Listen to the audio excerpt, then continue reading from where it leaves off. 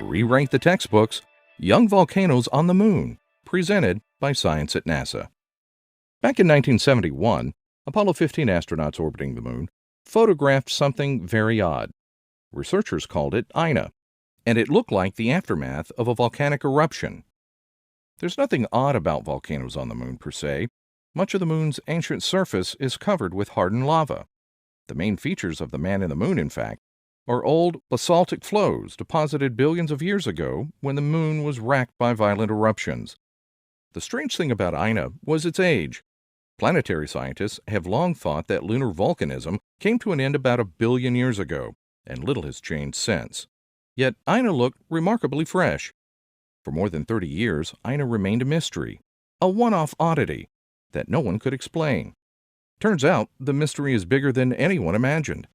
Using NASA's Lunar Reconnaissance Orbiter, a team of researchers led by Sarah Braden of Arizona State University has found 70 landscapes similar to Ina.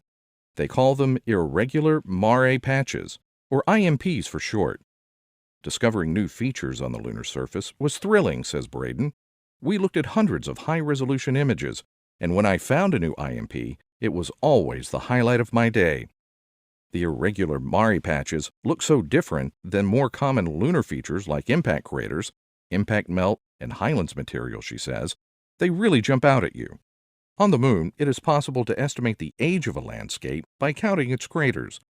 The Moon is pelted by a slow drizzle of meteoroids that pepper its surface with impact scars. The older a landscape, the more craters it contains. Some of the IMPs they found are very lightly cratered, suggesting they are no more than 100 million years old. 100 million years may sound like a long time, but in geological terms, it's just the blink of an eye.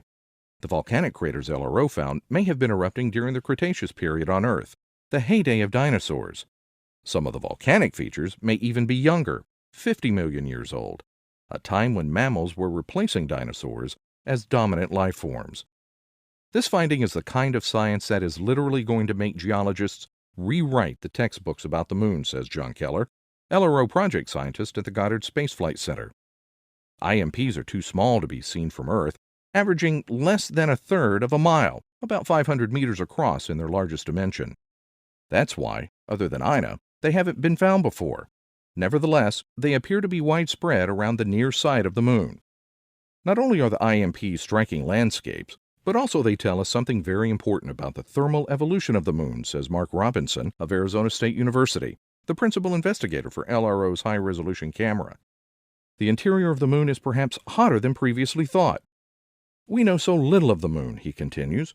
The Moon is a large, mysterious world in its own right, and it's only 3 days away. I would love to land on an IMP and take the Moon's temperature firsthand using a heat probe. Some people think the Moon looks dead, but I never thought so, says Robinson, who won't rule out the possibility of future eruptions. To me, it has always been an inviting place of magnificent beauty, a giant magnet in our sky drawing me towards it. Young volcanoes have only turned up the heat of the Moon's allure, says Robinson. Let's go. For more news about alien volcanoes, on the Moon and beyond, visit science.nasa.gov.